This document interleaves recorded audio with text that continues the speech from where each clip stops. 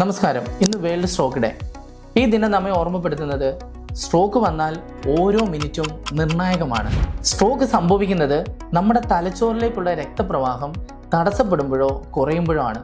അതിനാൽ സ്ട്രോക്കിന്റെ ലക്ഷണങ്ങൾ ഉടൻ തിരിച്ചറിയേണ്ടത് അത്യന്താപേക്ഷിതമാണ്. ആദ്യ 60 മിനിറ്റ് രോഗിയുടെ ജീവൻ രക്ഷിക്കാനായിട്ട് നിർണായകമാണ്.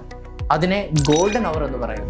മുഖം ചെരിയുക, കൈകാലുകൾ ബലം കുറയുക, സംസാരത്തിൽ തടസ്സം, കാഴ്ച മങ്ങുക അല്ലെങ്കിൽ തലചുറ്റൽ, ഇവയിൽ ഏതെങ്കിലും ഒരു ലക്ഷണം കാണുമ്പോൾ 1 മിനിറ്റ് പോലും വൈകിക്കരുത്. ഉടൻ തന്നെ രോഗിയെ അടുത്തുള്ള ആശുപത്രിയിലേക്ക് എത്തിക്കുക.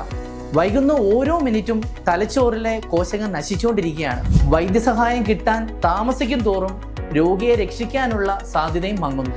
Ardern home health care stroke കഴിഞ്ഞ രോഗികൾക്കായി വീട്ടിൽ പ്രൊഫഷണൽ നേഴ്സിംഗ് കെയർ സർവീസും ഫിസിയോതെറാപ്പിയും റീഹാബിലിറ്റേഷൻ തെറാപ്പിയും നൽകി വരുന്നു.